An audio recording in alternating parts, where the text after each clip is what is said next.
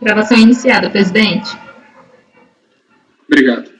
Então, tomando a reunião de julgamento da segunda turma ordinária da terceira Câmara da primeira sessão, nós, no dia 18 de março, sessão das 14 horas, nós vamos julgar processos que não foram julgados por falta de tempo hábil, que estavam na pauta do dia 16 de março de 2021. Vamos iniciar pelo os itens 1, 2 e 3 já foram julgados, nós vamos iniciar pelo item 4, recorrente Vitor André Malê, relator conselheiro Flávio Machado, com a palavra. Beleza, presidente. O voto já está disponível lá. Começando. Trata-se de... presidente, acho que a questão aqui ela é uma questão fática.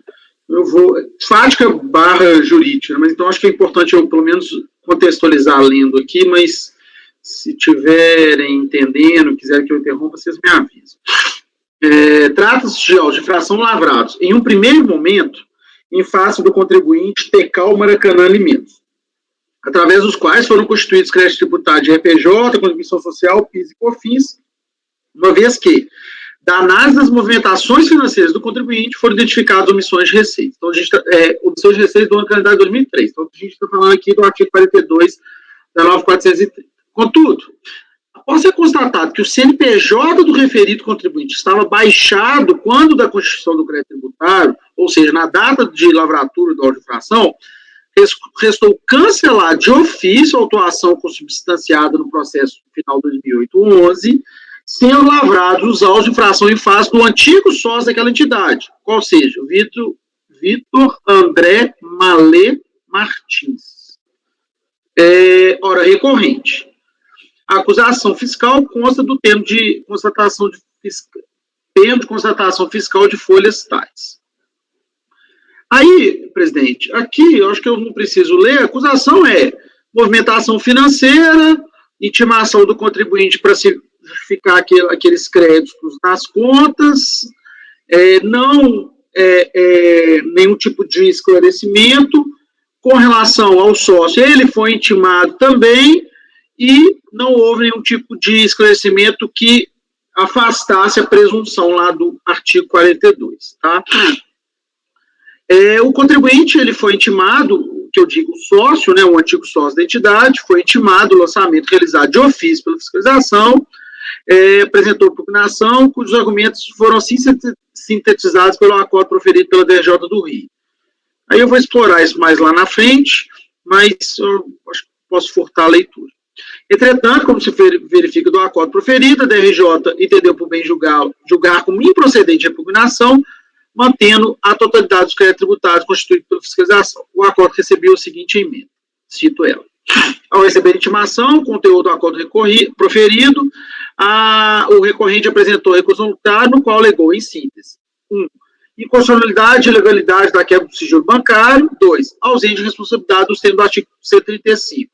3. Prescrição intercorrente, tendo em vista a morosidade na análise da sua impugnação administrativa. Ato contínuo, com remessa dos autos ao CARF, o processo foi distribuído desde relator para julgamento. Ficou claro para todos? Acho que posso ir em frente? Tá. O recurso é tempestivo e cumpre os demais requisitos. Paulo, até pelo tempo que a gente tem, o primeiro tópico aqui, que é da preliminar, da quebra de sigilo ilegal, eu estou aqui invocando o precedente do Supremo, que declarou aquele dispositivo da Lei Complementar 105 como constitucional, a presunção, né, sim, enfim, eu estou rejeitando a preliminar porque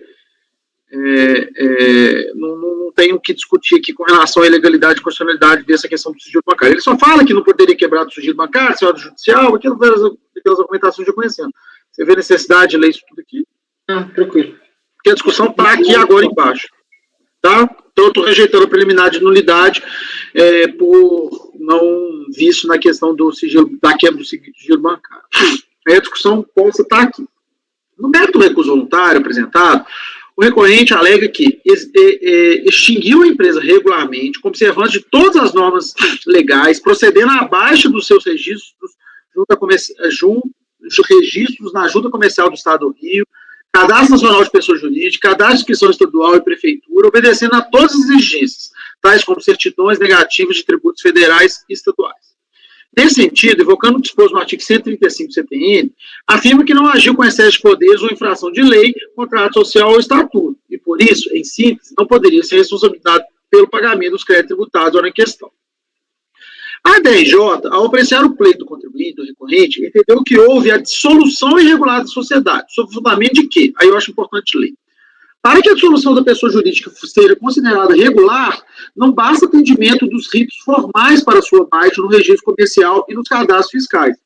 É requisito legal para esse procedimento, conforme previsto no artigo 1102 e 1109 do Código Civil, a quitação de todas as suas obrigações, o que inclui, obviamente, a de natureza fiscal. Assim sendo, não há como considerar regular a extinção da pessoa jurídica que tenha excluído do conhecimento físico obrigações de sua responsabilidade enquanto entividade. Tanto é que a baixa do cadastro CNPJ é aceita condicionalmente pela Receita Federal, com ressalva do direito à exigência de créditos tributários que venham a ser levantados posteriormente. Por outro lado, além de fundamentar sua decisão no disposto no artigo 9º, parágrafos 4º e 5º da Lei Complementar 123, a turma de julgamento a qual consignou o quê? Consoante a cláusula 5ª do instrumento de extrato, datada em 17/3/2004, e registrada na Junta Comercial, a responsabilidade pelo ativo e passivo porventura superveniente fica a cargo do ex-sócio Vitor André Malepo Martins, que se compromete a manter em boa guarda os livros e documentos da sociedade. Do mesmo modo, também nas informações sobre o sócio responsável pela empresa junto à RFB, pense que o sócio Vitor figurava à época dos fatos como pessoa física, então responsável pela Tecal Maracanã Alimentos. Pois bem, de pronto, deve-se refutar as colocações da DRJ. Eu falei engraçado, acho que eu errei aqui. Eu falei no Rio de Janeiro lá em cima, mas eu acho que é Rio de Janeiro aqui também. Depois eu confirmo isso aqui, tá, Paulo? Isso, acho que eu erro aqui. Da DRJ, na medida em que houve flagrante inovação nos fundamentos do lançamento. Com toda vênia, ao apreciar o pleito do contribuinte, que combatia um ato de lançamento de crédito tributário em seu desfavor, em que lhe foi atribuída uma responsabilidade por substituição, e eu deixo entre aspas, porque foi o nome dado lá no termo de constatação fiscal, a turma de julgamento a qual fundamentou o seu voto em ilações e dispositivos legais que sequer foram tangenciados pelo agente autuante. Pela leitura do termo de constatação fiscal, não se verifica qualquer acusação de dissolução irregular e ao arrepio da legislação. Ademais, não se invoca na acusação fiscal o disposto no distrato da sociedade e muito menos os dispositivos da Lei Complementar 123. Até mesmo porque, neste último caso, a entidade a qual o recorrente figurou como sócio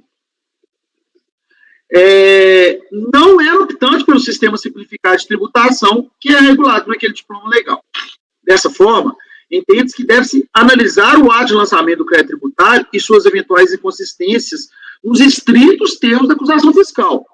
Não cabe ao julgador administrativo e qualquer uma das instâncias que compõem o processo administrativo fiscal trazer novos elementos, fundamentos, dispositivos legais que não fizeram parte do ato administrativo de lançamento. De toda sorte, a par de se entender pela nulidade do acordo recorrido, deve-se analisar o apelo do contribuinte, uma vez que, como será demonstrado, o entendimento deste relator é pela improcedência do lançamento nos moldes em que foi realizado. Explica-se. No presente caso, como já relatado, a acusação inicial foi de que o contribuinte Tecal Maracanã não levou à tributação receitas que foram identificadas na análise das suas movimentações financeiras, bancárias. Movimentações estas obtidas através de intimação expedida pela fiscalização às instituições bancárias nos estritos termos da legislação. Ainda nos termos da legislação, aquele contribuinte foi intimado a comprovar os créditos identificados em suas contas bancárias, mas os conhecimentos prestados não foram suficientes, aos olhos da fiscalização, para afastar a presunção legal de omissão de receitas. Assim, verificada a omissão de receitas, o agente autuante entendeu por bem constituir crédito tributário de RPJ, contribuição social PIS e COFINS, em face do contribuinte Tecal, sem que houvesse indicação, naquele momento, de responsabilidade pessoal do sócio da entidade pelo pagamento dos créditos tributários constituídos, tampouco a qualificação da multa de ofício aplicada. Os autos de infração foram lavrados em 28 de 2 de 2018 e controlados no processo número tal, 2008, final 2008-11, apensa ao presente processo. Ocorre, contudo, que a fiscalização verificou que, muito antes da lavratura dos autos de infração, o contribuinte autuado, a pessoa jurídica, já havia encerrado suas atividades. Importante destacar neste ponto que, como se observa das folhas 348 e 349, o distrato da sociedade foi firmado em 17 de 3 de 2004, sendo devidamente registrado na Junta Comercial do Estado do Rio de Janeiro, dia 13 de 4 de 2004. Por outro lado, nos termos da certidão de folhas tal, o CNPJ daquele contribuinte foi baixado em 15 de 4 de 2004. Assim, em 9 de 6 de 2008, entendeu-se de ofício pela nulidade dos autos de infração, folhas tal, em face da pessoa jurídica. Nulidade esta, inclusive, que foi ao encontro dos termos já pacificados por esse Conselho Administrativo e Fiscal, através da súmula CAF 112, que tem a seguinte redação: é nulo, por erro na identificação do sujeito passivo, o lançamento formalizado contra a pessoa jurídica extinta por liquidação voluntária ocorrida e comunicada ao ofício federal antes da lavratura do auto de infração.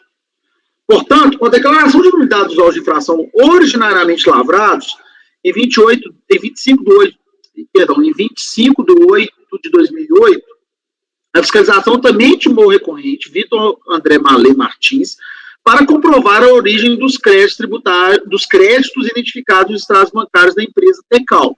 Mas, como se verifica do termo de constatação fiscal, não houve comprovação satisfatória daquela movimentação financeira. Assim, a fiscalização, com a simplória motivação de que a empresa havia encerrado suas atividades antes da constituição do crédito tributário, entendeu por bem constituir os mesmos créditos tributários em face do sócio da entidade, que é o órgão recorrente, afirmando que seria uma responsabilidade por substituição. Contudo, entende-se que não há como imputar a responsabilidade tributária ao recorrente por falta de embasamento legal, e principalmente porque a fiscalização não motivou corretamente o lançamento. Quanto ao embasamento legal, sequer se sabe qual seria, na medida em que o agente autuante não aponta no termo de constatação fiscal e ou nos autos de infração.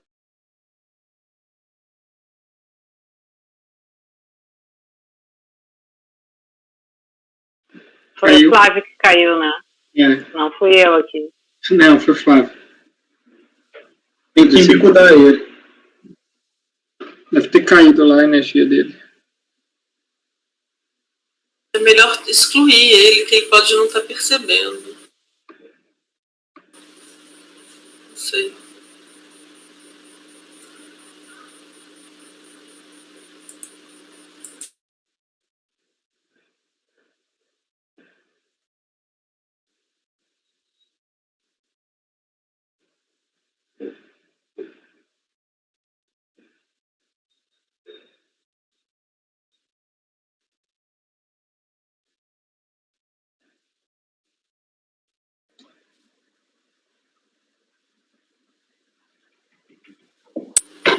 Ainda tem essas coisas, né, para ajudar. Sessão virtual tem essas.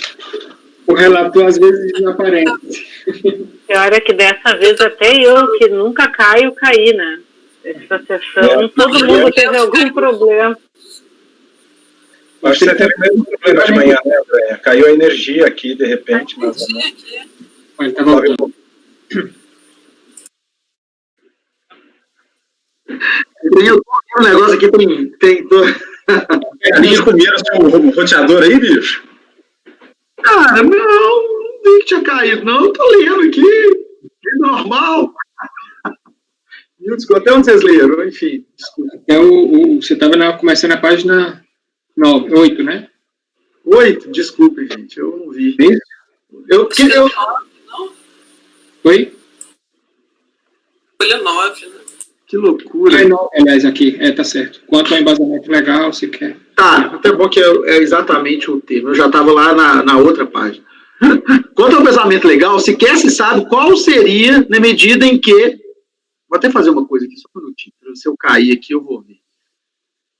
Quanto ao embasamento legal, sequer se sabe qual seria na medida em que o agente autuante não aponta no termo de constatação fiscal e ou nos autos de infração. O que se denota destes, atos da administração é que a única fundamentação legal invocada se dá em razão da omissão de receitas, e não há sempre a responsabilidade atribuída ao recorrente. Por outro lado, entende-se que, tendo em vista a separação da pessoa jurídica da pessoa dos seus sócios, esses só podem ser responsabilizados por eventuais obrigações da sociedade nos estritos limites da legislação, como acontece nos casos previstos, por exemplo, nos artigos 134 e 135 do CTN. No caso da entidade que o recorrente figurava como sócio, não se pode perder de vista. Ela foi constituída na forma de sociedade limitada. E, neste tipo societário, a limitação da responsabilidade do sócio pela dívida da entidade é a regra. Fábio Coelho explica com bastante didática essa limitação de responsabilidade. Aí eu cito parte da doutrina aqui, mas trazendo essa limitação da responsabilidade do sócio ao capital social.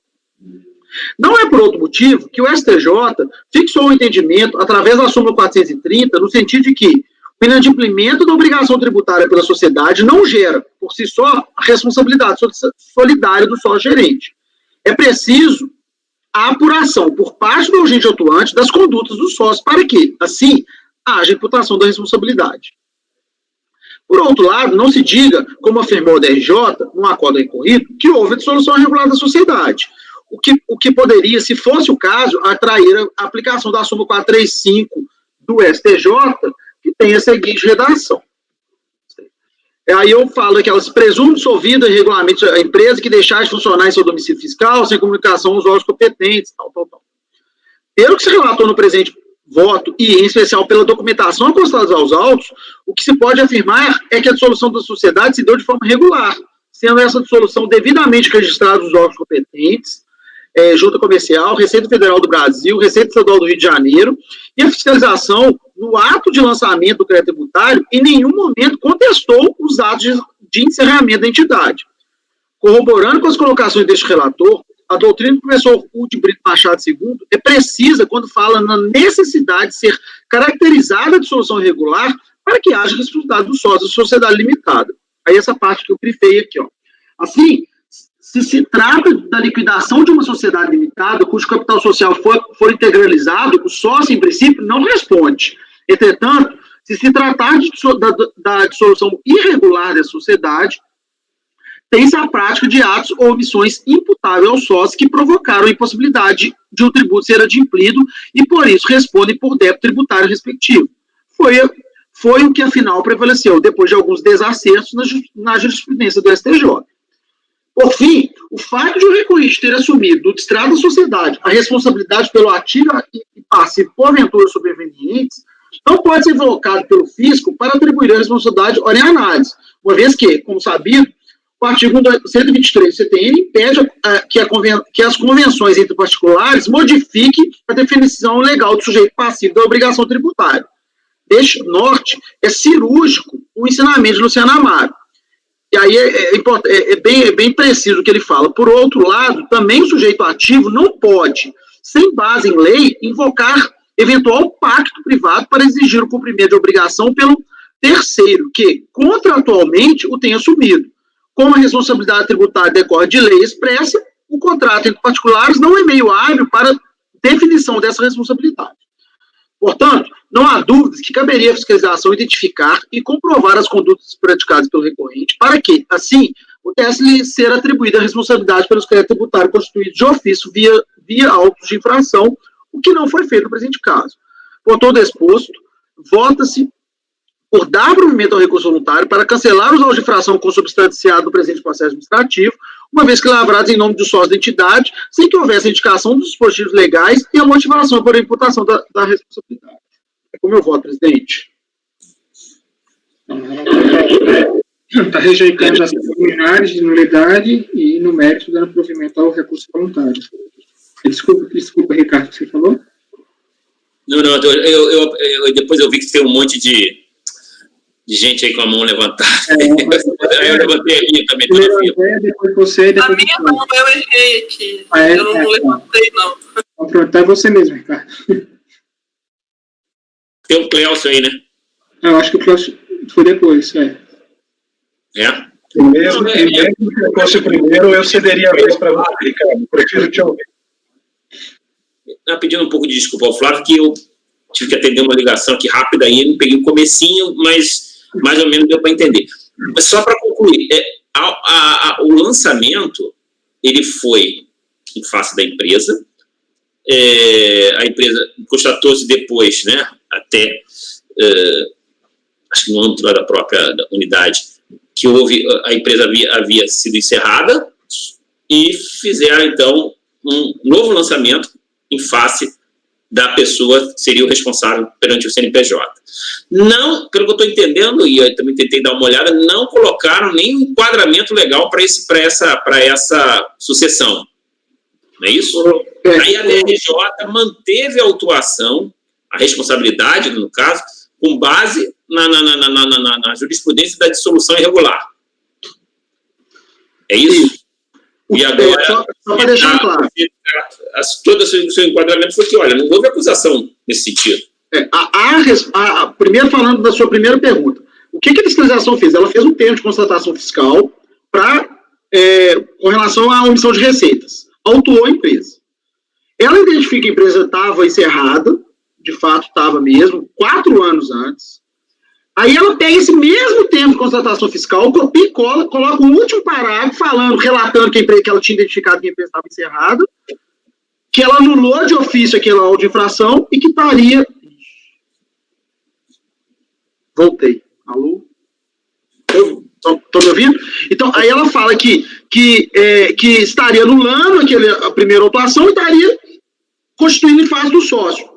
Não põe um dispositivo legal sobre responsabilidade 134, 135, 121, 124, nada. Não tem nenhum dispositivo sobre responsabilidade do CTN. E é isso. São uma responsabilidade por substituição, né, Flávio? Eu nem conheço essa responsabilidade por substituição. Ela chama de... Aí a DRJ tentando dar uma arrumada, fala, não, isso aqui é de solução regular, tem dispositivo da Lei Complementar 123 que autoriza. Ela vem trazendo um tanto de argumento que nem o autuante não falou em nenhum momento. Assim, nenhum momento. Então, assim, eu fiquei muito intrigado com essa situação. É de fato estranho. Eu não me lembro, os mais antigos aí, eu já estou ficando mais antigo, mas os mais antigos me lembram. Eu não me lembro de a gente ter enfrentado essa situação aqui na turma. Eu pesquisei muito, estudei muito a doutrina toda falando que há necessidade de imputação de uma responsabilidade com base na lei, ela não vem automático. O distrato, para mim, não é... é um bom ponto, porque a DRJ fala em distrato, mas isso não foi falado lá na autuação. Aquele dispositivo que ele assume a responsabilidade não foi falado, a autuação não fala. Só mais um ponto. O auto-infração foi lavrado em 2008, apesar de você colocou em 2008. 2018? Aí teve um ponto aí que você falou de 18, né, no meio do seu voto. Depois você corrige. 2008. A empresa foi encerrada em 2004. Hoje, o período autuado é anterior ao encerramento de 2004, não é isso? Agora, Ricardo, você me apertou, mas quase certeza que sim. Só pode ser. Senão aí ficava caracterizado encerramento irregular. Não funcionou depois? Agora eu não estou lembrado, mas é quase certeza. Não, assim, aqui, ó, ano calendário 2003, Ricardo, quer ver se eu não estou enganado? Eu falo assim que no início do relatório. Primeiro parágrafo. 2003, né, Paulo? Isso. Então, já estou satisfeito, obrigado. Cleucio. Flávio já esclareceu a partir da pergunta, Ricardo. Obrigado. E até assim, Flávio, até a gente trocou umas ideias aí, né, em relação a esse processo. Existe até uma previsão de uma responsabilidade para as sociedades de pessoas, né? Que a sociedade de responsabilidade limitada, ela não se enquadra na sociedade de pessoas. Mas, assim, isso se tivesse sido aventado alguma coisa, né? Tanto é que o 134 fala de liquidação da sociedade. Aqui não cabe liquidação em sociedade limitada, não tem essa figura, né? Ele poderia tentar criar aí, o STJ chegou a aplicar o 134 de dissolução irregular de limitada, mas mesmo no STJ isso não vingou. Agora, que é maluco né? Sim, é verdade. Se acontecer a dissolução regular, você fica sem ter como cobrar os débitos. Você acabou de remir todas as dívidas tributárias não constituídas. Não, mas olha só, eu entendo que poderia sim ser enquadrado naquele trecho ali que foi até reproduzido pelo Flávio, né? No sentido de que acho que foi um trecho do contrato social, dizendo que o responsável ali, o sócio, ele se responsabilizaria pelos débitos, não tem um trecho ali? Mas a autorização nem entrou nesse mérito. Não, nem cita. A acusação ficou, eu acho que assim, o fiscal identificou, sem querer criticar o trabalho, mas ele identificou a coisa, que a empresa estava dissolvida, ele copiou e colou o termo ali e tocou para frente, entendeu? Acho que ele faltou um certo zelo nessa imputação de responsabilidade. Ele tinha que ter trazido. Gente, ele não trouxe um dispositivo legal. Como é que você se defende? Você não sabe por que você está sendo responsabilizado. É o 134, a gente falou essa sociedade de pessoas, mas ele tinha que ter falado, é o 134, ela não era limitada, enfim. Não trouxe nada. Estou bem. Ricardo, eu acompanho o relator. Gustavo. Com o relator, presidente. Andréa. Ficou bem esclarecido, eu acompanho o relator. Nelson. Acompanho o relator e parabenizo pelo voto muito bem articulado. Sérgio. Acompanho o relator. E Fabiano. Também acompanho, e eu vou ter um caso até bem parecido se a gente conseguir vencer, Flávio, com essas mesmas questões surreais, assim, se apresentando. Ok, eu também acompanho o relator, né, então, por unanimidade de votos, rejeitar as preliminares, você nem falou isso no final, né, Flávio, mas rejeitar as preliminares de nulidade, e quanto ao mérito, dar provimento ao recurso voluntário, nos termos do relatório e voto do relator. É o item 5 da pauta, recorrente por Sosbel, né, Andréa? Relatora conselheira Andréa. Foi retirado de pauta. Eu sei qual. Foi retirado de pauta. Desculpa. Item 5 foi retirado de pauta, então.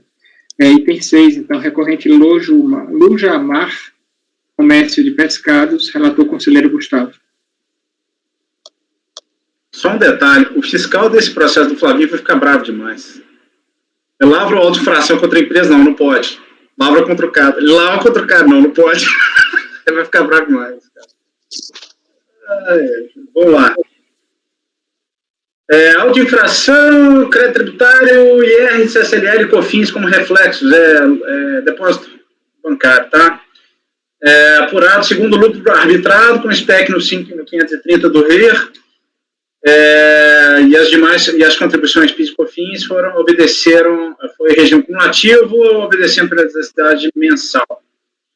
TVF, de acordo com o TVF, tornando mais resumida a querela, a empresa autuada foi por diversas vezes em estado de apresentação de livros contábeis e fiscais, razão diária ou caixa, além de ter sido intimada a inicialmente exibir a relação de instituições financeiras nas quais não tinha contas bancárias. Ela não apresentou os livros, nunca atendeu nenhuma das intimações. Até brinco aqui que o emprego de expressão várias aqui revolve patente de eufemismo. O cara deve ter fez umas 20 intimações para a empresa apresentar.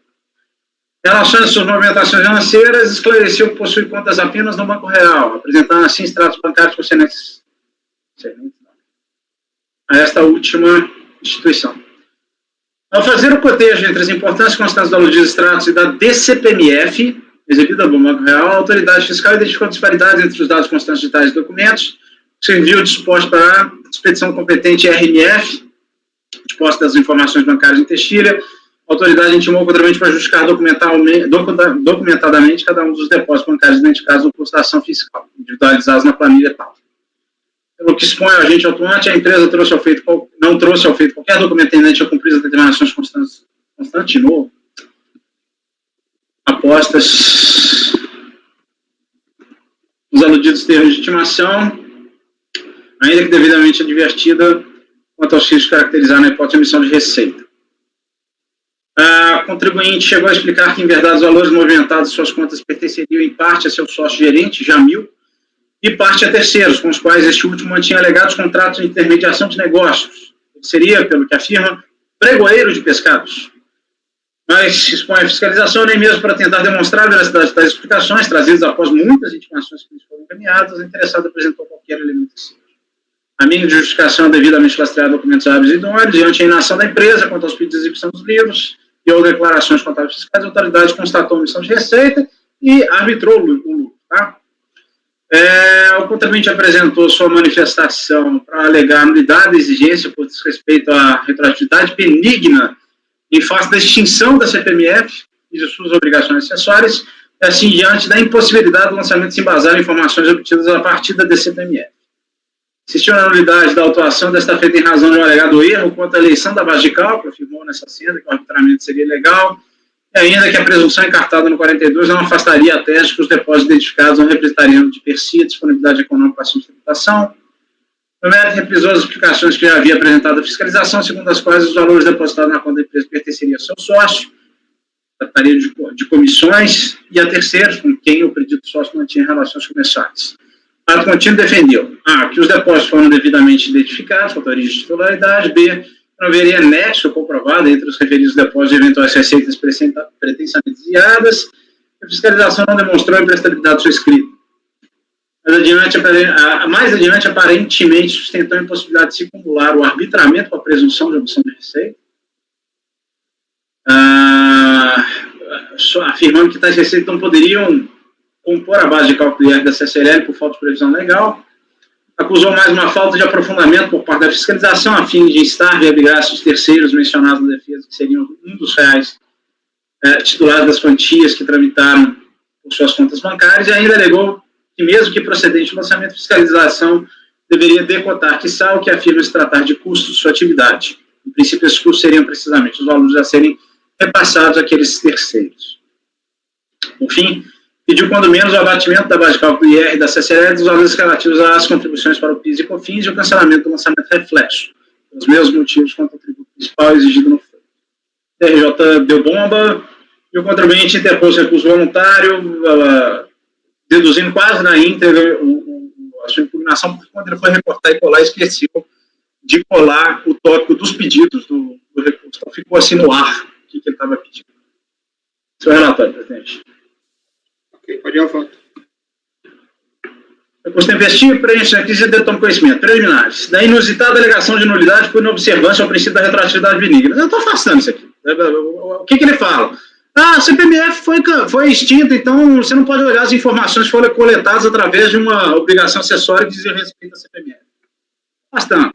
As informações já foram coletadas, foram apresentadas por uma declaração na época em que ainda existia a obrigação, então afastando. Vocês querem que eu leia ou pode passar para frente? Acho que aí está tranquilo, né? Todo mundo. Nulidade por eleição de base de cálculo real. Pode passar? A exemplo da preliminar examinada do subtópico anterior, também esta alegação trata apenas de questões afeitas. Espera aí, acho que eu pulei alguma coisa aqui, não? Não. Beleza. Em nada impactando. Questões afeitas ao mérito da querela, em nada impactando o lançamento com a rigidez formal. É que, pelo que se dissume da confusa exposição da interessada, ao fim de contas, estaria sustentando que os depósitos bancários, sem a comprovação de que teriam composto o próprio lucro da empresa no período, não poderiam ser considerados para a formação da base de cálculo das ações aqui exigidas. Como já dito, essa questão não está, de qualquer forma, vinculada à validade dos autos de infração, nem mesmo tangenciando a competência da agente ou no outro giro, trazendo qualquer tipo de dificuldade que pudesse encerrar no desrespeito à garantia da ampla defesa do contribuinte. Isso já é suficiente para afastá-lo enquanto preliminar de mérito. Outro sim, ao examinarmos este argumento como alegação de mérito, o que se tem é a sua absoluta improcedência em face, inclusive, do entendimento cravado no verbete da súmula 26. Então, além de afastar o mérito, a preliminar, já estou dando bomba no mérito também. Mérito, como dito no relatório que precede este voto, a insurgente deduz de forma muito confusa, diga-se, diversas teses tendentes ao questionamento da própria emissão de receitas e ainda quanto ao arbitramento realizado. Início em relação à infração tipificada como emissão de receita, argue primeiramente que os depósitos teriam sido identificados. Normalmente eu esclarecia, ainda no curso da instrução investigativa, que tais valores se refeririam às operações engendradas por seu sócio, na condição de pregoeiro de pescados, acusando quanto a isso, inclusive, uma falta de aprofundamento por parte da autoridade fiscal. No momento, sustenta que não haveria uma comprovação de que esses depósitos seriam, de fato, receitas da empresa. Cara, aqui eu estou atropelando também. Uma vez caracterizada a omissão de receita, não tendo sido trazido nenhum documento para comprovar sequer essa hipótese que ele alega, de que esses valores pertenceriam, na verdade, ao sócio e a terceiros com quem este sócio mantinha relações, ele trouxe uma planilha, sem qualquer laço documental, não caberia à fiscalização fazer qualquer outro tipo de investigação. Encerra a presunção nos termos 42. Em relação ao problema da comprovação de que esses depósitos seriam receitas da empresa, isso faz parte da própria presunção.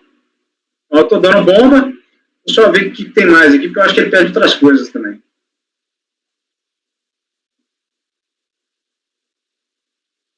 Ah, tá. Se bem que bom, vamos pular aqui. Lá para a página, ainda nessa mesma página, mas lá no antepenúltimo parágrafo. Quanto à alegada falta de nexo entre os depósitos e a atividade da interessada e outro sino que tange a acusação de falta de aprofundamento, isso é o que eu acabei de explicar. Já quanto ao arbitramento, inicialmente a interessada deduz tese segundo a qual seria descabida, isso já é o último parágrafo dessa mesma página, tá? Seria descabida para incluir em sua base de cálculo valores dos depósitos bancários considerados como omissão de receitas. Seria ilícita, assim, a apuração concomitante de omissão de receitas, ao mesmo tempo promovia seu arbitramento público. Aparentemente, o que quer fazer crer a contribuinte é que, como os dispositivos do RIR tratavam da base de cálculo do IR, em caso de arbitramento, não descreviam as receitas oriundas de depósitos bancários considerados de origem desconhecida, seria impossível incluir esses no campo das relações lançadas com respecto aos preceitos do artigo 532 seguintes do aludido regulamento. Nesta alegação é toda monta despropositada, até porque os artigos 532 e 535 não definem a receita bruta das empresas para fins tributários, dispondo apenas que sobre esta última, tal como conceituada pelo 279, parágrafo único, serão aplicados os percentuais previstos pelo 519, todos esses dispositivos do RIT 99. Já referido 279, esse sim define a medida da receita bruta a partir do produto das vendas, prestação de serviços ou ainda de resultados aferidos em contas de terceiros. Como já destacado, linhas acima 42 estabelece uma presunção legal de que os valores relativos ao depósito de origem desconhecido decorram efetivamente da atividade operacional da empresa. Em outras palavras, não há em absoluto qualquer disposição normativa que dispõe, que no caso de constatação da emissão de receitas, a apuração do IR da CCLL da ITS decorrentes não se dê na forma do artigo 530. Como dito, essa alegação é toda evidência improcedente. Passo seguinte, propugna ainda pela ilegalidade do lançamento porque afirma que a fiscalização não teria questionado a regularidade de sua escrita. E, de fato, a douta auditoria não acusou a irregularidade das informações contábeis da empresa pura e simplesmente porque a interessada nunca as apresentou. O motivo do arbitramento físico não foi a imprestabilidade da escrituração contábil da recorrente, mas, isto sim, objetivamente está feito. Mas isto sim é sua inexistência.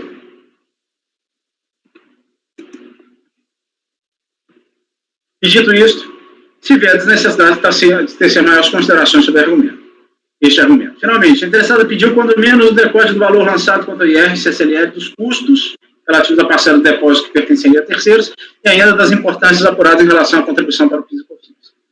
Ora, além da já alardeada falta de provas quanto à natureza e origem dos depósitos, particularmente quanto à alegação de que tais valores decorriam da atividade do seu sócio, as duas ações acima estão sendo apuradas a partir do lucro arbitrado. Não se trata de lucro real e, portanto, de sua base de cálculo não podem ser deportados valores concernentes aos custos, sejam eles oriundos de processo produtivo, sejam eles de natureza tributária.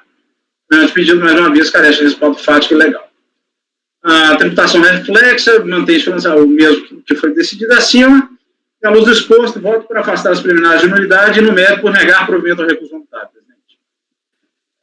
Corri aqui, eu espero que tenha ficado claro. Mas...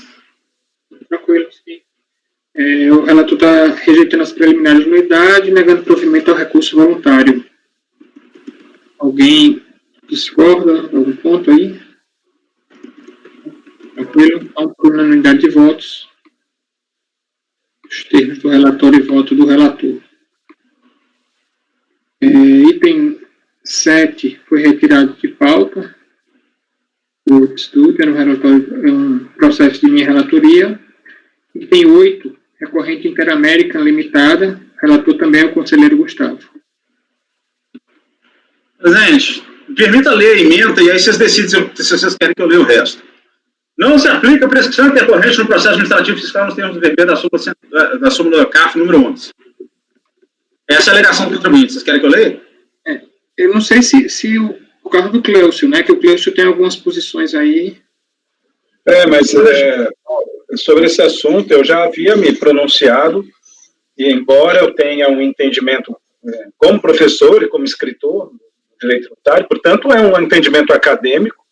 Agora, em razão das minhas funções aqui no CARF, de conselheiro, eu tenho que, obviamente, seguir a norma emitida pela súmula. Então, se é essa a questão, Gustavo, Só isso. de parte, não teria nenhum problema eu acompanhar o seu voto em razão da nossa vinculação, né, regimental às súmulas do CARF. Ele até, Cleócio, ele justifica a aplicação da prescrição intercorrente na duração razoável do processo. Ele até te menciona aqui, falando, olha, ainda que exista, de fato, hoje um regramento dizendo que o processo tem que ter duração razoável, não há uma sanção. Eu não posso anular o processo por conta disso. O máximo que o contribuinte poderia fazer é socorrer do judiciário para obrigar a autoridade julgadora a preferir uma decisão. É isso que eu coloco. Esse é o entendimento que eu tenho publicado já há muito tempo, mas eu entendo que aqui a minha função é diferente, não é de acadêmico, mas sim é uma atividade de conselheiro e vinculado a um órgão.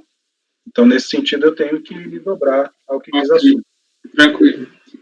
Gustavo, só uma dúvida, porque quando você fala no penúltimo parágrafo do seu relatório, você fala da prescrição intercorrente, que foi a alegação dele, e aí você diz, em seguida, e quanto ao mérito, alegou não haver omissão de receitas. Eu falo isso? Mas eu acho que não tem nada sobre isso no voto.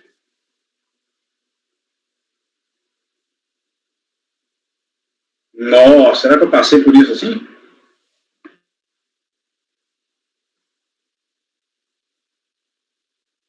Ah, não, desculpa, perdão. Vamos lá. Eu tinha que ler, sim, o relatório. Isso é inovação, presidente. Ah, tá. Eu não estou conhecendo essa parte. Desculpa. Porque na primeira instância ele alegou só cerceamento de defesa, tá? Minto. Só a Nulidade. Nulidade por conta da inconstitucionalidade da lei complementar 105. Só. Falou mais nada. Aí ele vem no recurso, sustenta a prescrição intercorrente e no final nega a existência de opção de receita, ou seja, ele inova no recurso voluntário dele. É isso. Certo. Então, a decisão é conhecer parcialmente do recurso e em relação à parte conhecida, pegar provimento ao recurso. É isso? Uhum. Ok. Todos concordam? Só registrar aqui.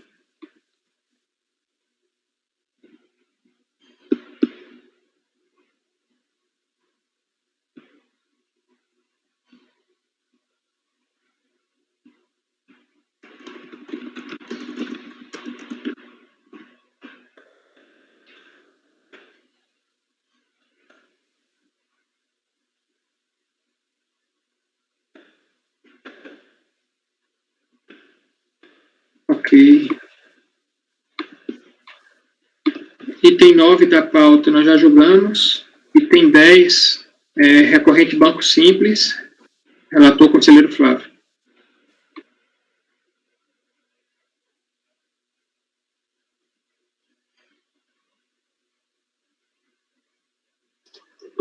Pode ir lá, vamos lá.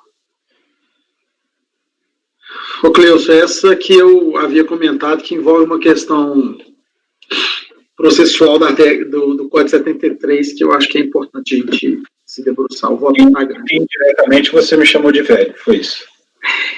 De professor, não foi de velho, foi de professor. Vamos lá.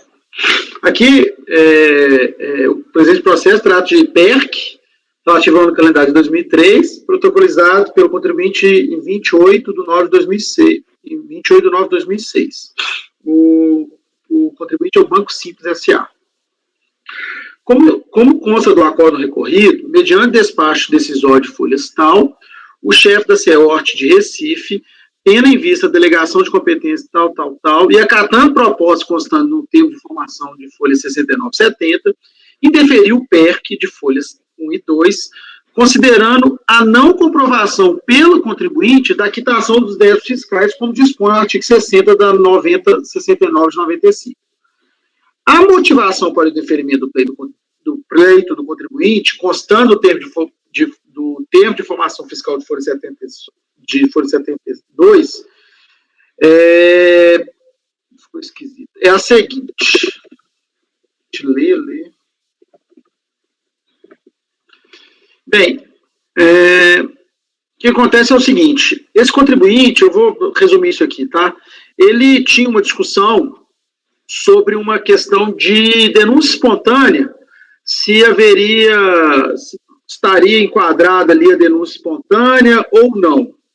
Então, ele pagou um débito a destempo, a fiscalização considerou que ele não tinha pago com todos os encargos, e ele levou essa discussão para o judiciário, através desse mandado de segurança aqui, 2004, 83, final 03909, em qual ele discutia ali o instituto da denúncia espontânea. Aí eu resumo aqui nesse parágrafo. Em síntese, o PEC do contribuinte foi indeferido, uma vez que, aos olhos da fiscalização, como o acórdão lavrado pelo TRE da 5ª Região, no mandado de segurança final 03909, houve a denegação, com o acórdão lavrado, houve a denegação da segurança anteriormente concedida. E, por consequência, houve a restauração da exigibilidade do débito em discussão naquele processo judicial, que anteriormente havia sido suspensa pelo Poder Judiciário.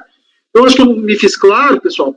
Ele levou essa discussão para o Judiciário. Ele, no primeiro momento, ele conseguiu uma liminar para suspender a exigibilidade. A sentença confirmou a medida liminar e concedeu a segurança para o contribuinte. A União recorre dessa sentença. O TRF da 5ª Região reforma, via acordo, aquela sentença. E o contribuinte opõe embargos de declaração contra este acordo. Neste momento é que ele pede o PERC, e o PERC é indeferido porque houve entendimento de que aquela sentença que tinha concedido a segurança tinha sido reformada, os embargos de declaração, a discussão está toda aqui, os embargos de declaração não tinham efeito suspensivo aos olhos da fiscalização e por isso não haveria que se falar em suspensão de exigibilidade. E por conta deste débito, que estava em discussão no judiciário, entendeu-se pelo indeferimento do PERC, porque ele não comprovou a regularização fiscal. O recorrente apresenta manifestação de conformidade, alegando basicamente o seguinte: olha, eu opus embargos de declaração.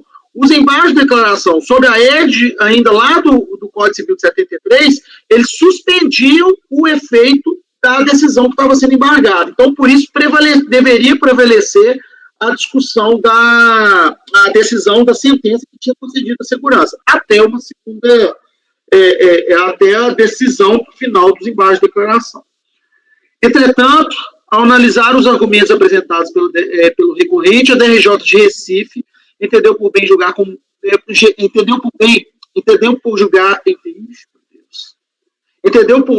não conhecer do apelo, sob fundamento que o contribuinte resolveu interpor demanda judicial no sentido que não lhe fosse exigida a multa moratória quanto o recolhimento de tributos e contribuições registradas pela RFB, ainda que em atraso, fosse mediante alegada denúncia espontânea. A DRJ, então, entendeu pela concomitância. Invocou-se, assim, a suposta identidade entre os objetos demandados judicial e administrativamente. Está aqui em emenda, o contribuinte apresenta o recurso em que, em síntese, argumenta pela sua inexistência, pela inexistência de identidade entre os objetos demandados judicial e administrativamente, uma vez que, na primeira, a discussão refere-se à legalidade ou não da multa de mora, enquanto, na segunda, a discussão se resume à inexistência de débito fiscal. Assim, no recurso voluntário apresentado, o recorrente reitera o pedido para que haja o reconhecimento dos sentidos fiscais em virtude da inexistência de débito exigível em fase recorrente. Não sei se eu me fiz entender, enfim, acho que eu falei muito rápido. Mas está tranquilo? Vamos lá. O recurso é tempestivo, cumpre os demais requisitos. O primeiro ponto que eu estou enfrentando aqui é a ausência de concomitância. O mérito da presente discussão está afincado nos efeitos dos embargos de declaração opostos sob a égide do então vigente Código de Processo Civil de 1973, Lei 5869 de 73.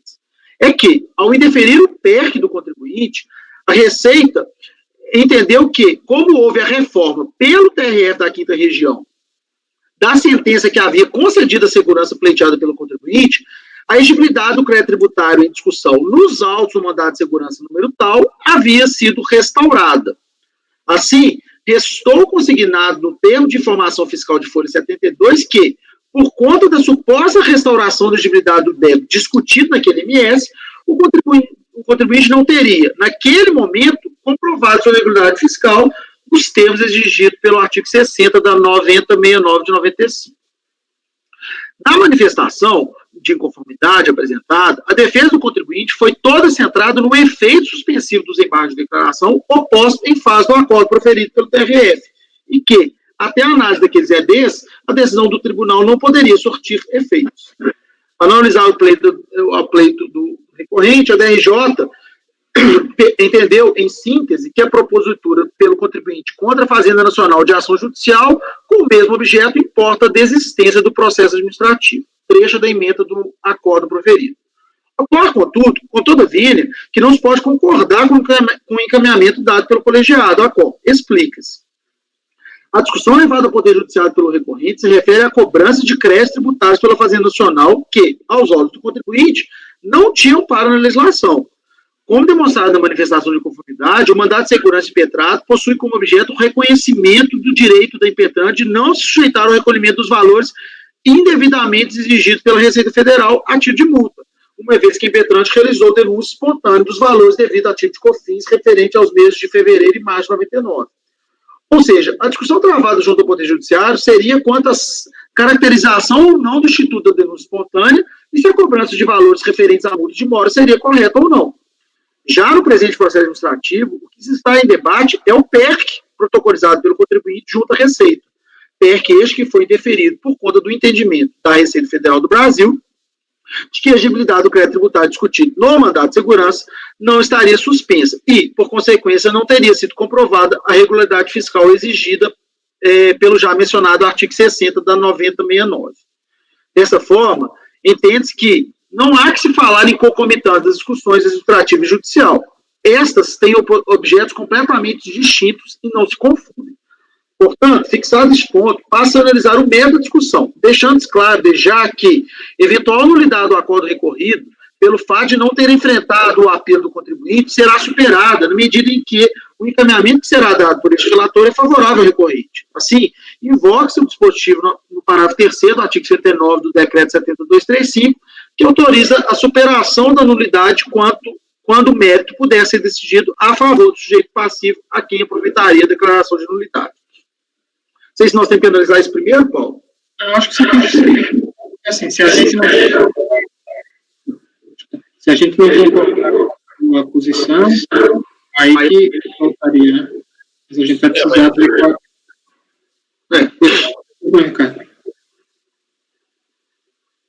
Não, tudo bem, eu faço esse posicionamento depois.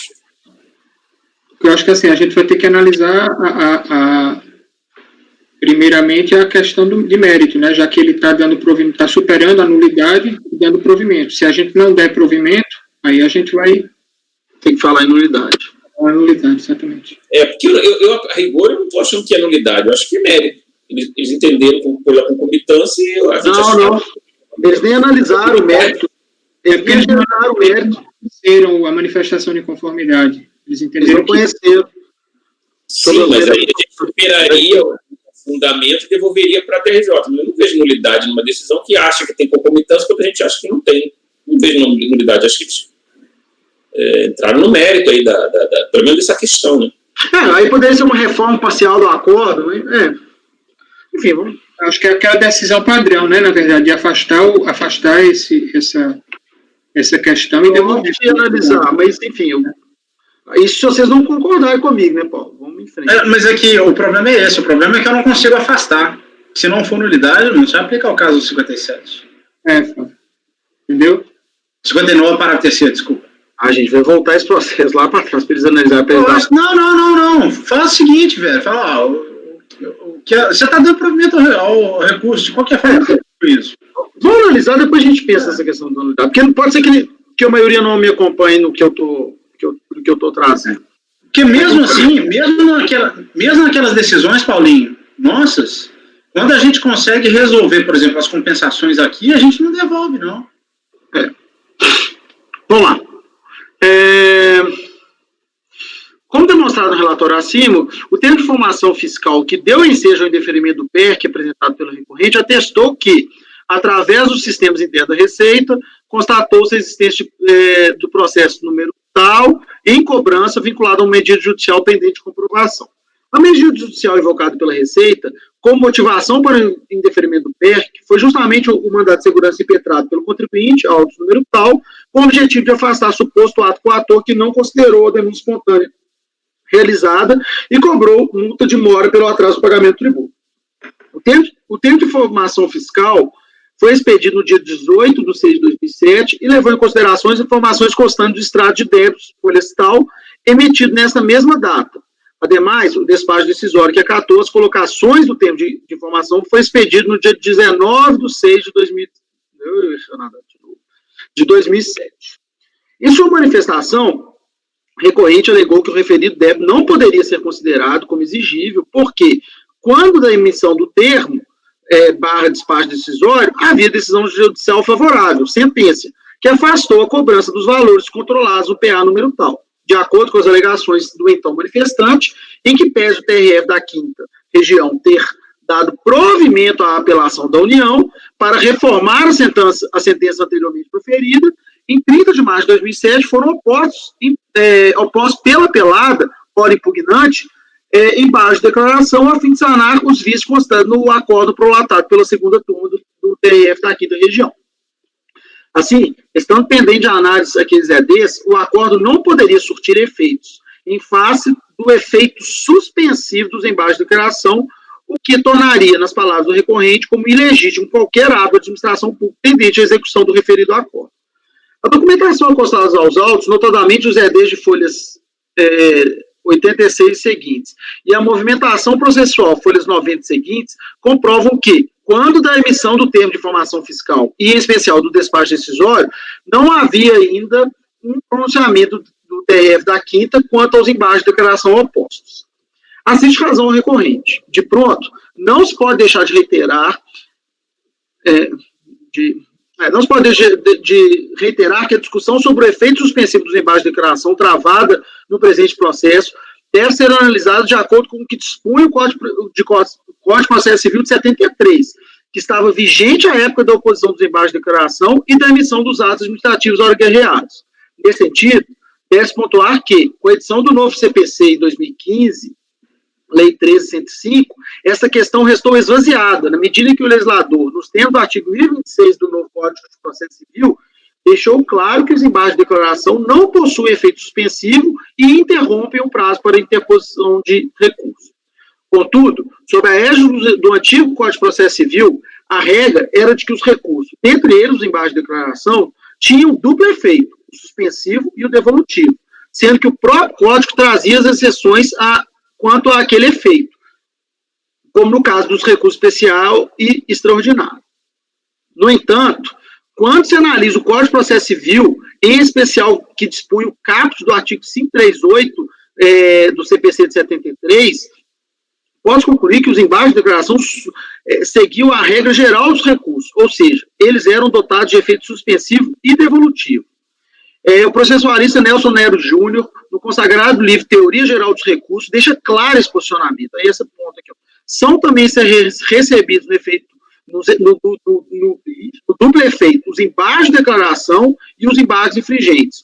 O efeito interruptivo dos embargos de declaração refere-se ao prazo para interposição de outros recursos. E que, pela dificuldade deste relator em encontrar julgados específicos sobre o tema, cita-se emenda de julgado proferido por este CARF, e que entendeu-se pelo efeito suspensivo dos embargos de declaração. Confira. Eu achei um acordo bem antigo aqui, de 2004. Dessa forma, estando suspensos os efeitos do acordo proferido nos autos do mandado de segurança à época que foi expedido o despacho decisório, e sendo a exigibilidade do crédito tributário discutido naquele MS a única motivação por indeferimento do PERC requerido pelo contribuinte, entende-se que deve ser dado provimento ao recurso voluntário no sentido de se deferir o PERC ora em análise. Por tudo exposto, votos por dar provimento ao recurso voluntário, uma vez que já estou demonstrada a regularidade fiscal do recorrente quando a formulação do PERC. Este é o meu entendimento, presidente. Flávio, eu fiquei só com dúvida aí, porque lá no começo você fala que o PERC ele foi protocolizado em 28 de setembro de 2006. Os embargos são de março de 2007.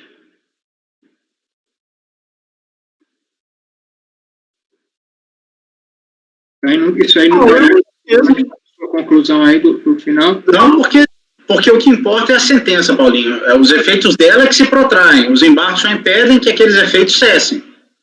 Então, se a sentença foi proferida antes do despacho, eu tinha eliminado. E aí o TRF reformou. O que estava valendo era o acórdão do tribunal que havia... que era contrário ao contribuinte.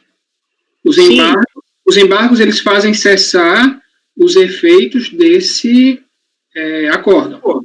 Mas enquanto não decorrido o prazo para a interposição dos embargos, o acórdão não pode ser objeto nem de execução. Então ele está suspenso.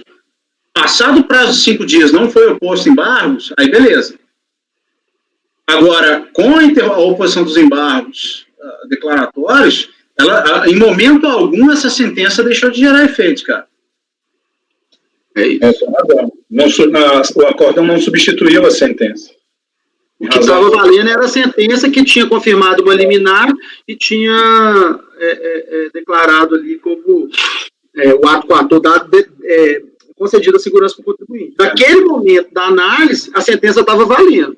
E aí, o motivo do indeferimento não, essa sentença já foi reformada pelo acórdão. Não, o acórdão, ele não está surtindo efeitos porque os embargos não tinham sido analisados. Então, vale a sentença. Essa é a construção.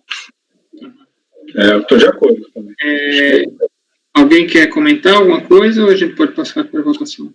Eu só senti falta daquela súmula que fala que, para análise do PERC, a qualquer momento em que no processo administrativo foi verificado que o contribuinte está com a situação de débitos resolvida, né? Eu não me lembro dos termos, para...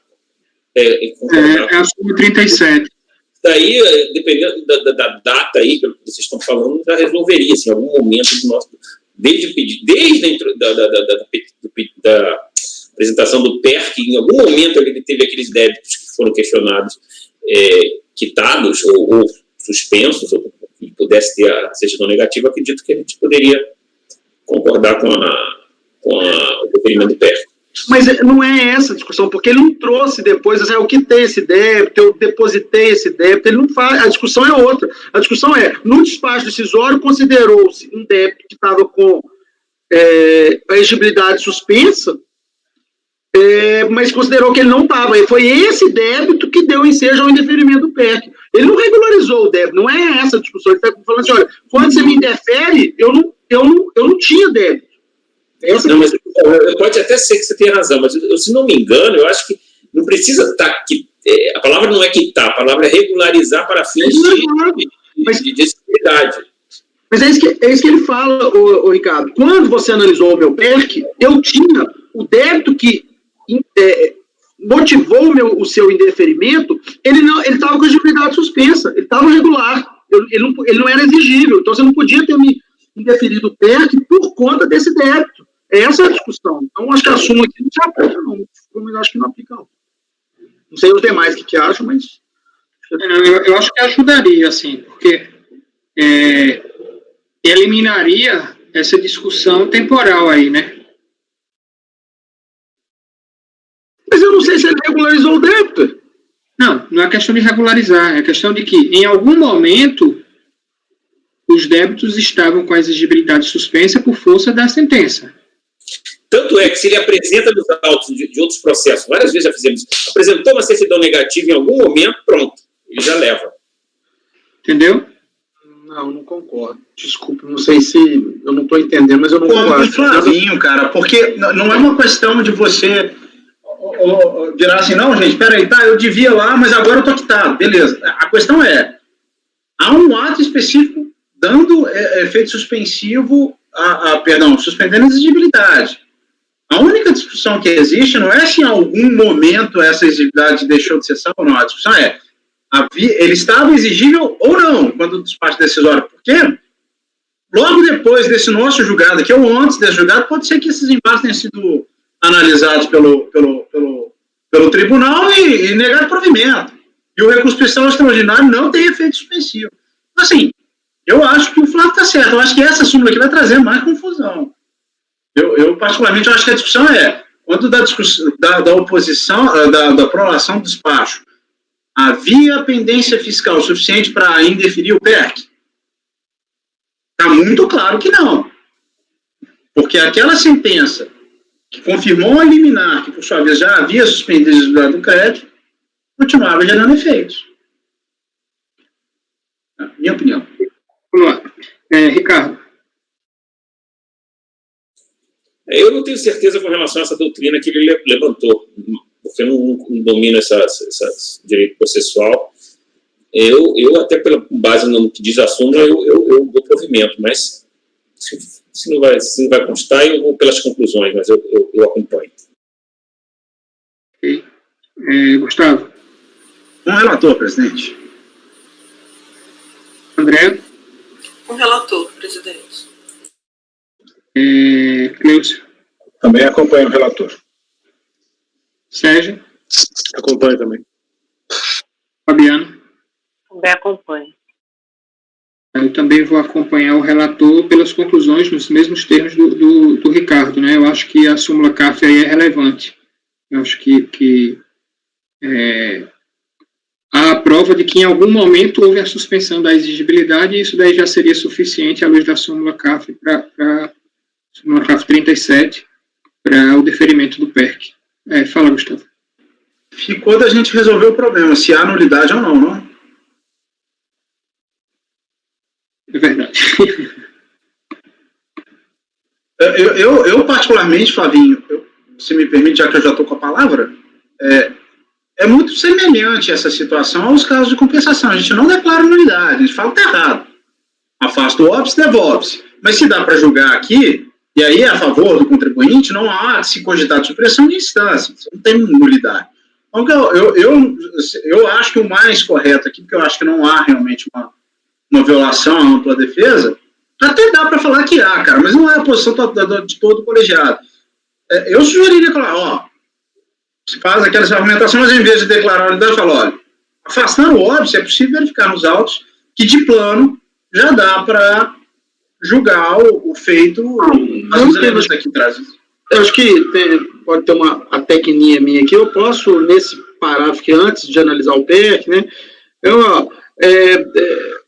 deixando claro que desde já que eventual erro do acordo recorrido pelo fato de não ter enfrentado o apelo do contribuinte será superado à medida que o encaminhamento será o encaminhamento que será dado pelo relator favorável ao recorrente. Aí eu paro aqui, tiro o dispositivo do artigo 79 lá e pronto. Acho que se todos estiverem de acordo, faça essa alteração aí e a gente toca para frente. Pode ser, presidente? Ok. Tá, já faz a alteração. Então, acordam os membros do colegiado por unanimidade de votos e dá provimento ao recurso voluntário nos termos do relatório e voto do relator. Os conselheiros Ricardo Marosi e Paulo Figueiredo votaram pelas conclusões do relator. Isso.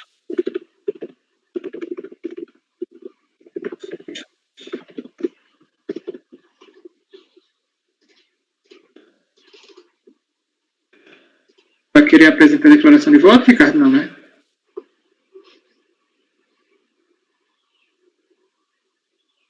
Não, presidente. Tranquilo. E aí os itens, no segmento, o item 11 já foi julgado, o item 12 também, item 13, tirado de pauta. Item 14 e 15 já foram julgados, nós vamos para o item 16. Podemos fazer o último processo da pauta da manhã. A gente faz e depois faz um intervalinho, pode ser? 15 já foi? Não marquei aqui. Foi. O 15 foi junto com o 14. Só abrir. abrir aqui o processo.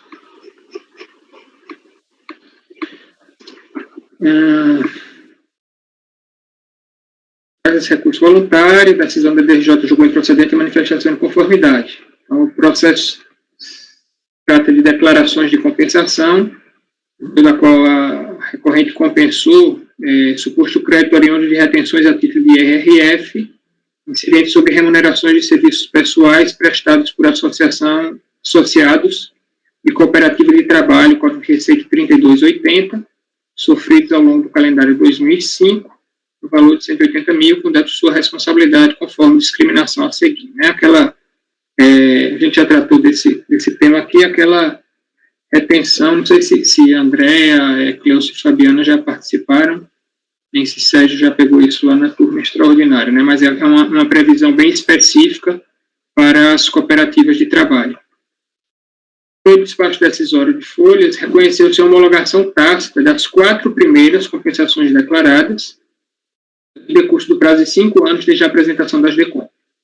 Em relação às demais compensações, o crédito invocado foi parcialmente reconhecido, posto que houve a comprovação apenas parcial por meio de declarações de rendimento de DIF, né, como detalhado abaixo. Então, está aí a parte que foi homologada tacitamente e o que foi reconhecido nas demais DECOMs. Foi apresentada, então, a manifestação de conformidade, na qual a recorrente sustenta a impossibilidade que seja impedida a compensação dos créditos por falta de apresentação dos comprovantes de retenção emitidos em seu nome pelas fontes pagadoras. 2. A desarrazoabilidade, desproporcionalidade de lhe impedir de compensar seus créditos pela falta de comprovação do efetivo recolhimento do imposto pelos seus tomadores de serviço, já que eventual irregularidade seria de exclusiva responsabilidade destes. 3. Que teria notificado sem êxito todos os tomadores de serviço a apresentarem os comprovantes de recolhimento dos valores retidos. Apresentou juntamente com seu apelo diversos documentos comprobatórios, tais como demonstrativos e faturas. Em primeira instância, apontou-se que a recorrente não apresentou qualquer comprovação de retenção relacionada com os pagamentos que teriam sido efetuados, mas cujas fontes pagadoras não apresentaram DIF. Destacou-se que, à luz da legislação, o referido documento é o meio de prova hábil a comprovar a retenção, o qual poderia ser dispensado no caso da existência de informações em DIF apresentadas pelas fontes pagadoras. Quanto aos documentos apresentados pela recorrente, afirma-se na decisão. Apresentação de cópias de notas fiscais, relações bancárias e planilhas não se mostra suficiente para comprovar a efetividade e o valor da retenção do imposto pelas fontes pagadoras, fazendo-se necessária a participação das empresas destinatárias nos documentos, o fornecimento de informe de rendimentos e a prestadora de serviço, bem como o registro em DIF dos valores retidos. Diz que documentos da própria emissão da contribuinte não fazem prova a seu favor, havendo que recorrer às empresas participantes da transação para confirmação dos valores constantes. Reprise não é admitida como prova de retenção do IRF juntado de faturas e ou notas fiscais e planilhas. Para a interessada constituir prova a seu favor, não basta carregar os autos elementos por ela mesma elaborados.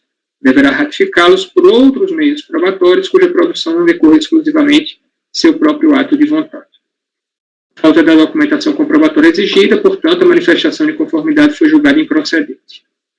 Pois a ciência, a recorrente apresentou recurso voluntário, no qual afirma haver apresentado as faturas que comprovam a retenção e se resigna contra a exigência de apresentação dos comprovantes de rendimentos emitidos em seu nome pelas fontes pagadoras, que é o relatório.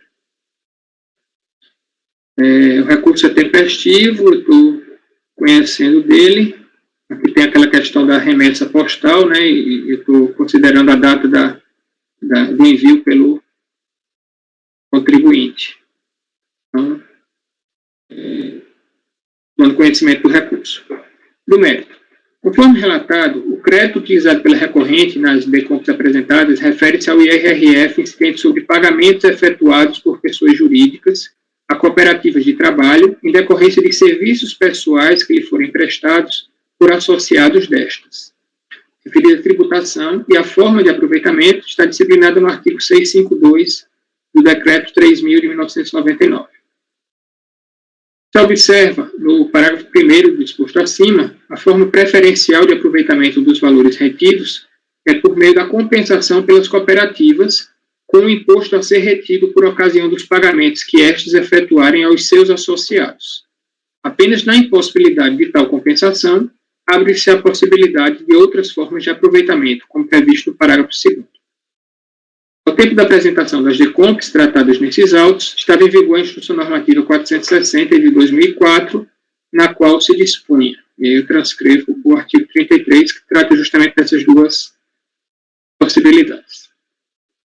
Diz, portanto, que o aproveitamento dos valores retidos sobre os pagamentos recebidos pela recorrente, quando enquadrados na situação descrita no artigo 652, por meio de compensação com outros tributos, como formalizadas nas DECOMPs sob análise, depende da verificação da inexistência de compensações anteriores com IRRF incidente sobre os pagamentos efetuados pelas cooperativas a seus associados. A condição, contudo, não foi suscitada nem no despacho decisório da autoridade administrativa, nem na decisão recorrida, de modo que inviabilizada a oposição nesse momento processual. Tá? Isso não foi aventado, então entendo que não é o momento agora.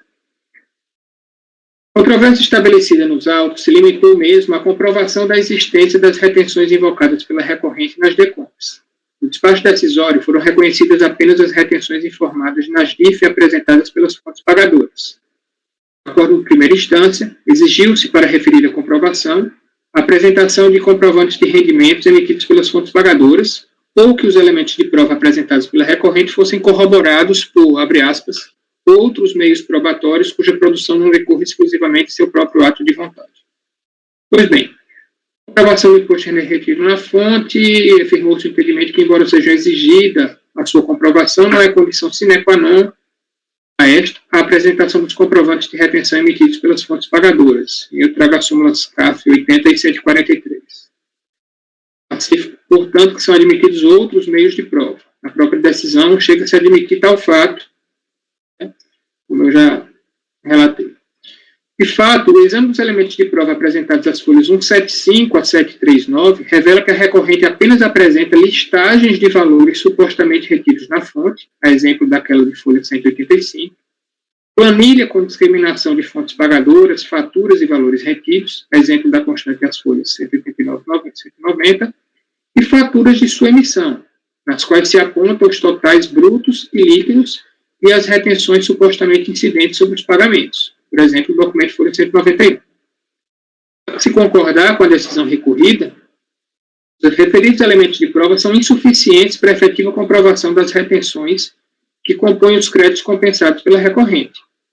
O fato de uma fatura haver sido emitida, por ela emitida, com a previsão de retenção de determinado valor, não significa que efetivamente o valor foi pago, e menos ainda que a retenção foi realizada.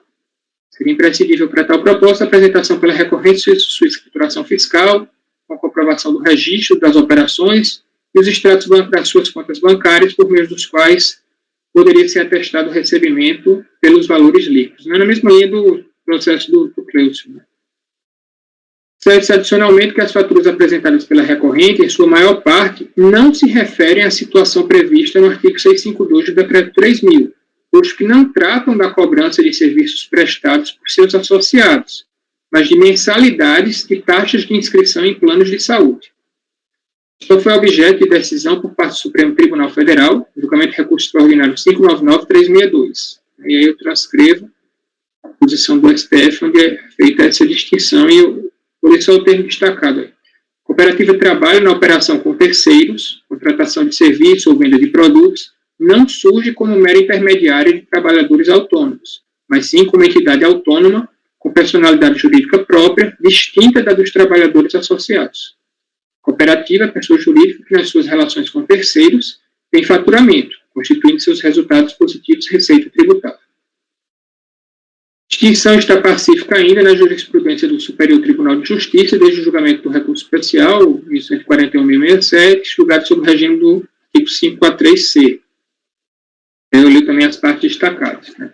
Os atos, negócios jurídicos praticados com terceiros, tomadores de serviço, portanto, não guardam relação estrita com a matéria discutida nesses autos, que trata dos atos típicos realizados pelas cooperativas. Atos cooperativos são os praticados entre as cooperativas e seus associados, entre estes e aquelas, e pelas cooperativas entre si, quando associados. Documentos apresentados pela recorrente, portanto, referem-se a duas situações absolutamente distintas. Faturamento pela cooperativa de serviços prestados a pessoas jurídicas pelos seus cooperados, sujeito à retenção e regras de aproveitamento tratada no artigo 652 do RI 99, e faturamento de mensalidades de plano de saúde comercializados pela recorrente e sujeitas às regras de retenção próprias e aproveitamento por meio da dedução do IRPJ apurado ao final do período de apuração. Relativamente à retenção de que trata o artigo 652 do RI, cabe destacar ainda o contido na solução de consulta 59, COSIT 59 de 2018, né, que vai fazer justamente essa distinção aí entre os que eu fiz acima. Tá? Que inclusive falava acerca da discriminação, né, que é o item final aí. As cooperativas de trabalho deverão discriminar em suas faturas as importâncias relativas aos serviços pessoais prestados à pessoa jurídica por seus associados, as importâncias que corresponderem a outros custos ou despesas. Observe-se desse modo a distinção entre as faturas de folha 192 a 207, relativas a mensalidades de plano de saúde, e a de folha 209, da qual constam serviços prestados por associados. Trata-se, portanto, que, ainda que não se considere o comprovante de retenção emitido pela fonte pagadora como o único meio capaz de atestar as retenções a título de IRF, a recorrente não conseguiu comprovar de modo irrefutável a existência das retenções apontadas nas declarações de compensação apresentadas. Ademais, os elementos de prova apresentados revelam que a maior parte das supostas retenções sofridas pela recorrente sequer se enquadram na situação tratada no artigo 652 do RI 99, que albergaria o direito creditório por ela invocado. Exposto, voto por negar provimento ao recurso voluntário. O conselheiro Flávio, que é um especialista em cooperativas, já está pedindo a palavra. Pode falar, Flávio. Paulo, só primeiro pontuar, essa solução de consulta, estava até consultando aqui nos meus arquivos, na verdade ela é de 2013, você colocou 2018, ela é de 2013, solução de consulta COSIT 59, de 30 de 2 de 2013. Porque eu quis falar, Paulo, eu conheço muito essa discussão. Antes de falar desse processo aqui, eu só quero pontuar uma situação, porque esse processo, ao que, né, foi relatado e votado aqui por você, não houve a comprovação, né, houve uma deficiência na documentação. Mas, a par disso, o que acontece? Até essa solução de consulta, existem nessas modalidades de contratação de plano de saúde, dessas cooperativas de trabalho, diga-se Unimed, duas modalidades, planos de pré-pagamento e de pós-pagamento. O pré-pagamento você paga ali todo mês, independente se você usou ou não. O pós-pagamento você vai pagar só na medida em que você usou. Até essa solução de consulta 59, não se fazia distinção de contratos. Tudo estava sujeito à retenção. Até mesmo os tomadores não estavam querendo correr risco dentro dessa discussão. Houve prestação de serviço, não houve prestação de serviço, isso é ato cooperativo, isso não é ato cooperativo. Todo mundo retinha. Veio em 2013, nessa solução de consulta, a Receita falou, não, peraí, nos contratos de pré-pagamento, em que não há, a princípio, uma prestação de serviço, você está pagando para poder utilizar o plano, você não tem que reter. Você só vai ter que reter no contrato pós-pagamento. Essa distinção vem depois. Então, eu só queria deixar isso, porque reter daquela forma... Daquele e-mail que é possível a compensação. Uhum. Então, eu quero deixar claro o seguinte, que essa discussão vai vir, inevitavelmente, eu tenho até um processo que eu ainda não trouxe para julgamento, mas é porque eu tirei porque tinha um problema de representação. Eu até estava na época do Matuzinho, eu fiz um despacho, ele não voltou ainda para minha caixa, ou se voltou, eu ainda não vi. Mas nós vamos voltar nessa discussão. O que eu quero deixar claro, eu quis ver aqui qual que era o ano calendário aqui do seu processo, e ele é anterior a essa solução, pelo que eu estou entendendo, ele é de... O que a gente está discutindo aqui é 2005. Até 2013, tudo era retido como se fosse aquela modalidade. Depois que a Receita fincou, via COSIT, o PEC, não, só pós-pagamento está sujeito. Então, para mim, eu já estou adiantando um problema lá na frente. Se tiver a comprovação das retenções, eu acho que é muito temerário a gente negar esse direito creditório, porque o contribuinte fazia o que ele tinha que fazer, depois que a Receita fincou esse pé. Aqui, aí já adiantando meu voto, eu vou te acompanhar até pelas conclusões, porque não houve a comprovação do direito creditório, com a documentação, mas na questão de direito eu não concordo, por conta disso tudo que eu coloquei. Acho que se tivessem tratando aqui de anos calendários posteriores a 2013, que já tinha orientação da Receita, aí eu concordo que o contribuinte fez errado. Mas até então ele estava fazendo o que a Receita mandava. Só queria pontuar isso para vocês. E isso, gente, eu já trabalhei muito com Unimedes, quem me conhece, é um problema muito sério para as Unimedes, porque elas têm essas retenções, os tomadores não aceitam não reter, e depois elas não conseguem compensar. Fica esse crédito lá perdido. Eu até chamo de enriquecimento ilícito, mas a Receita fica com esse dinheiro no final do dia. Então, assim, só para pontuar que nós vamos enfrentar isso na frente. Eu queria deixar... acho que toda hora a gente bate na trave para enfrentar esse mérito e nunca enfrenta. Acho que é a primeira vez que a gente está enfrentando, então eu fiz questão de pegar minhas anotações aqui, só para a gente deixar claro isso. Eu acho que a gente até teve processo, né, acho que da Maria Lúcia, se eu não me engano, que a gente tratou, mas porque assim, eu quis pontuar que há duas questões distintas aí, né, inclusive nas notas fiscais, como eu até destaquei para quem quiser olhar lá no processo, nas próprias faturas, ela discrimina bem diferente. Tem caso que ela discrimina, isso daqui são serviços prestados pelos cooperados. E em várias outras, né, a grande maioria, isso aqui é mensalidade de plano de saúde, isso daqui é taxa de inscrição em plano de saúde, né, então, assim, são serviços bem distintos. Eu acho que nessa hipótese daí, a retenção é a retenção normal de um pagamento de uma pessoa jurídica a outra pessoa jurídica, ela levaria ao resultado dela lá, né, para confrontar com o valor que ela deveria. Né. Aí vai gerar saldo negativa, diminuir tributo a pagar, o que quer que seja, mas... É uma retenção normal que vai... porque essa retenção específica do contrato de pós-pagamento, ela tem uma compensação específica que é o IR devido quando da produção do cooperado. Então, isso aí, esse que é o problema. Né? E aí, Paulo, assim, nesse caso tudo bem, mas o que eu via muito é que não fazia essa distinção, só falava que era serviço ato cooperativo, e aí pegava aquele IR retido e já compensava quando pagasse a produção do cooperado. E isso que não... da Maria Lúcia, porque você não está lembrado, mas o caso da Maria Lúcia era assim, todas as faturas elas eram iguais. Mas nesse caso aqui, uma coisa que chamou a atenção é que ela faz a distinção, entendeu? Então, assim, dá para ver claramente que ela fazia essa distinção na emissão, só que estava tratando tudo como se fosse serviço prestado pelos cooperados. Fala, Gustavo. De toda forma, o crédito está comprovado pela documentação, então é isso que a gente já pararia ali, né? Uhum. Fala, Gustavo. Não, pode deixar, eu falo na hora que eu for proferir voto, presidente. Ricardo. Eu acompanho, relator. Tá, então Gustavo agora. É só para deixar claro que essa questão eu vou analisar também. Meus votos já estão todos prontos, mas foram retirados de pauta a pedido da própria Unimed. Nos meus casos, a discussão, a empresa discutiu de forma mais apropriada, ela veio trazendo discussão sobre a distinção entre o plano pós e o plano pré-pago, mas falando que no pré-pago ainda haveria o emprego de mão de obra, mas assim, eu não concordo com essa parte da tese dos caras, mas concordo que essa solução de consulta trouxe um problema grave para elas. Assim, concordo com o Flavinho, eu não vou acompanhar eu vou acompanhar pelas conclusões, presidente, só para me resguardar, porque eu vou abordar essa questão específica, se Deus quiser, quando a gente voltar aí. Aí, provavelmente, minha solução vai divergir no entendimento de vocês. Ok. André. Eu acompanho o relator, presidente. Cleucio. De fato, né? Eu acompanho pelas conclusões, presidente. Cleucio.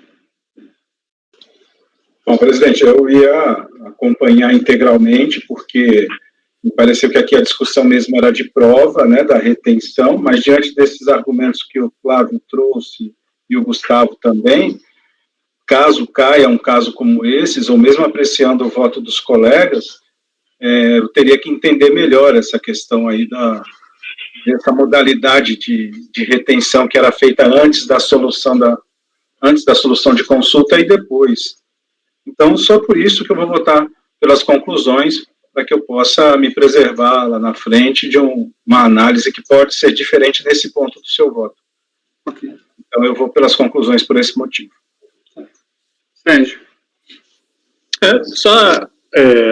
A solução de consulta, eu entendi o que o Flávio falou, mas seria uma interpretação, né?